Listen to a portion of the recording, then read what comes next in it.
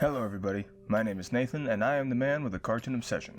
In my RPG real estate review, I mentioned that I wanted to review one more anime from the spring 2022 season, and it shouldn't be a surprise as to which one I was talking about.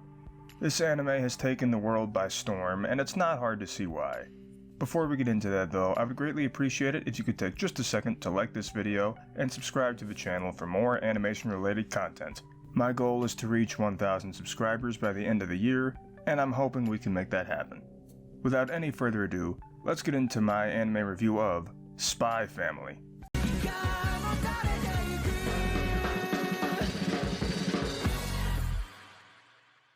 Spy Family is an anime based on the manga of the same name. The series was produced by Wit Studio, which gave us anime such as Attack on Titan and Vinland Saga, and Cloverworks, which gave us anime such as Darling in the Franxx and The Promised Neverland. Needless to say, we got some heavy hitters working on this show. The anime was licensed and dubbed by Crunchyroll here in the West. The first core, consisting of 12 episodes, ran from April 9th, 2022 to June 25th, 2022. The second core is slated for 13 episodes and it's set to premiere in October 2022. The series follows a pretend family who hide their real identities from each other to further their own motives, but they also help each other out and act like a real family. I'll go into these three characters in great detail, but before I do, I want to throw in a spoiler alert from here on out, just in case. Twilight is a Westalian spy, and it's his mission to achieve peace between Westalis and Ostania. In order to do this, he must reach Donovan Desmond, the leader of Ostania's National Unity Party. The only way he can do that is to find a fake wife and child, and get the child into the prestigious Eden College. This is known as Operation Strix. Twilight creates the alias Lloyd Forger, adopts a little girl named Anya, and soon after makes a deal with a woman named Yor Breyer to act as his wife. Anya gets into Eden College and Operation Strix is in full effect. I mentioned Lloyd's secret, so I might as well mention the other's secrets as well. Anya is a telepath. She reads people's minds and that can come in handy. In fact, it helps her get adopted. Children have to be at least 6 years old in order to get into Eden College, so that's what Lloyd looks for. Anya says she's 6, but it's likely that she's actually 4 or 5. As for Yor, she's a clerk by day, but by night she's an assassin known by the codename Thorn Princess. She agrees to be Lloyd's fake wife, not only to help Anya get into the school, but also so she can continue with her assassin gig. If people seem suspicious, they get taken into custody because they're thought to be spies. Yor gets quote-unquote married to Lloyd to avoid this suspicion. All three of these characters are well-developed, likable, and they have such great chemistry with one another. They build an incredibly strong bond despite not being a real family. Lloyd is an excellent father and husband. He's a workaholic and he's pretty strict given his profession, but he's still very caring. He puts himself in harm's way all the time to protect Anya, Yor, or just the general public. He's also incredibly intelligent. He's very good at reading people. Sometimes he goes overboard and becomes too suspicious of people, but again, I feel like that comes with the territory of being a spy. Another thing that comes with it is being an absolute badass, and Lloyd has that part down pat. No matter what hardships we may face, let's do it together. Yor is also a badass, but that also shouldn't be surprising since she's an assassin. Still, it's awesome seeing her in action. He's got me! Yor is also very caring. She's terrible at cooking and she's not great at teaching Anya skills either, but she always looks out for Lloyd and Anya. She's absent-minded and that plays into the whole family ruse. Finally, there's Anya. Anya is a child in an anime who, get this, actually acts like she's a child. She gets easily excited, she pronounces words wrong, she doesn't like studying, she likes watching spy cartoons, she likes peanuts but hates carrots, she gets frustrated, she cries quite a bit, she plays with toys. She acts like she's a child. There are so many anime in which the kids act a lot more mature than they should be at that age. Anya does have her moments of maturity, and she's not the only child in anime who acts like a child. But it's so refreshing to see her act how a child her age would. It's one of the most realistic depictions of a child I've seen in anime. You know, minus the fact that she's a telepath. Plus, Anya is adorable. Seeing her smile and just be happy with her new family is such a wholesome experience. And since I'm a big comedy fan, I have to mention that Anya's reactions, and especially her facial expressions, are all incredibly hilarious.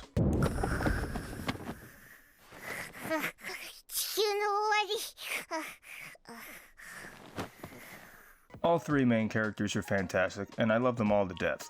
But if I were to narrow down a favorite, it would have to be Anya, given the reasons I just listed. So for the sake of argument, I dub Anya Forger the Cheese. I am the cheese! I am the best character on the show! The show also delivers when it comes to supporting characters.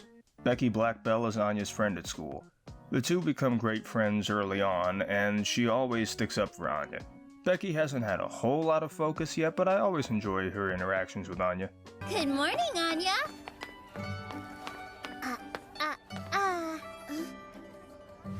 From now on, you'll call me Starlight Anya. Sure.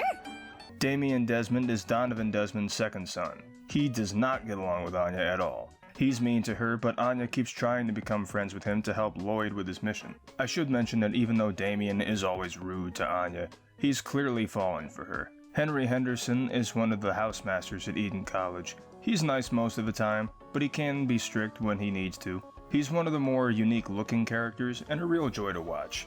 He's just so elegant. Truly elegant, Anya Forger.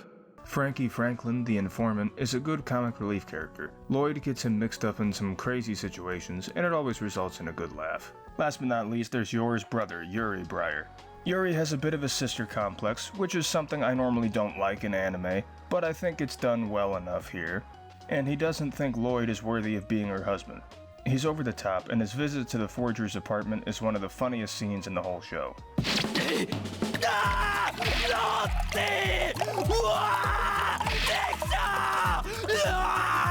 Speaking of humor, Spy Family knocks it out of the park. Every episode is chock full of hilarious moments, and they're well balanced with the more wholesome family bonding scenes.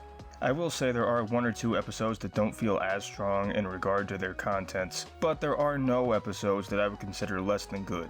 The visuals in this show are well done, which isn't surprising given the studios that worked on the series. I think the character designs are well detailed and instantly recognizable. The art style is visually appealing and the backgrounds are well designed. I know this takes place in a fictional location, but I'm sure it's based on a real European town. It feels like it takes place during the 50s or 60s given the clothes everyone wears and how the TVs look.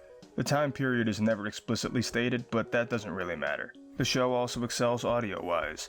I enjoy the soundtrack as it has a good amount of variety. There are plenty of songs that feel right at home in a show about a spy, both in the score and the opening theme.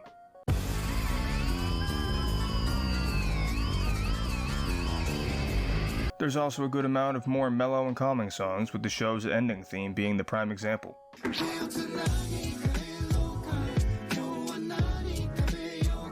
I did something with Spy Family that I don't do very often for anime. I watched both the sub and dub simultaneously as they were airing. Since the dub was only a week behind the sub, I figured why not. If you're wondering which I think is better, my answer is, they both have their own unique charm to them. I prefer some scenes in the sub,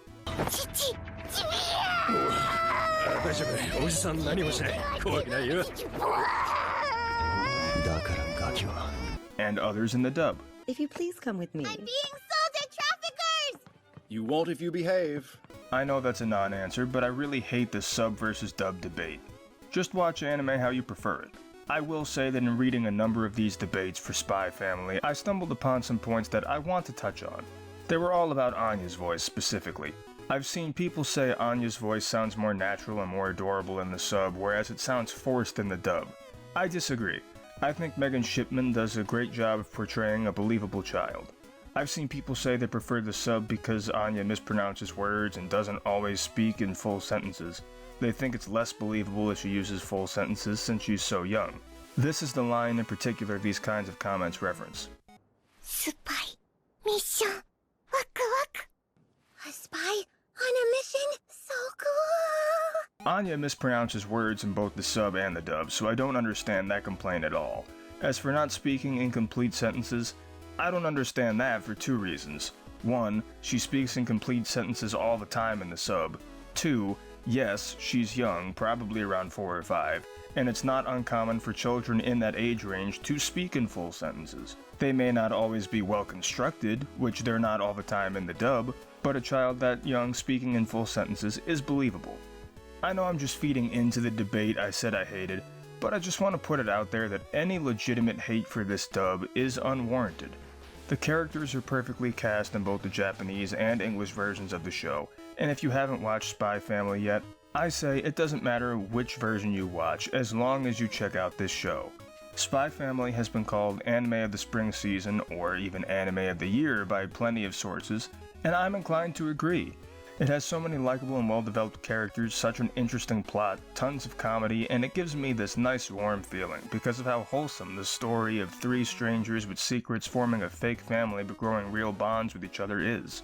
It's not entirely perfect, like I said, there are some still good but slightly weaker episodes, and the first core ends on what kind of feels like a filler episode, even though it's still very good. Plus, there's still a lot we don't know about the main characters, especially Lloyd and Anya. And there is a little bit of a cliffhanger in one episode, but I'm sure that's where the second core will pick up. I'm looking forward to the second core, and luckily, we won't have to wait too much longer, since, like I said earlier, it premieres in October. Until then, I give Spy Family a 9 out of 10. It's an Anime of the Year candidate for sure, but it's definitely the best anime I watched in the spring 2022 season. I do want to give a quick shout out to the runners-up. Ahara-san is indecipherable for taking two deadpan characters, making them entertaining leads, always finding ways to make the main gag funny, and turning tropes I usually hate into enjoyable moments of the show. And your boy Kongming, for having a unique take on a reincarnation plot, offering an interesting perspective on how to approach a goal, and providing one of the most impactful scenes I've seen all year. Check those shows out too if you haven't already. Now let's hear that incredible ending theme one more time, shall we?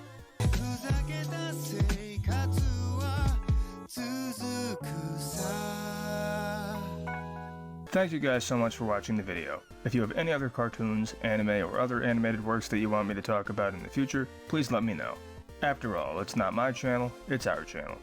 Don't forget to like, comment, subscribe, and feel free to check out my social media pages, audition for an outro, and join the official Cartoon Obsession Discord, the links for all of which are in the description below. Thanks again for watching, and I'll see you all next time. I'm Izuku Midoriya, and thank you for watching Cartoon Obsession. Go beyond! Plus Ultra!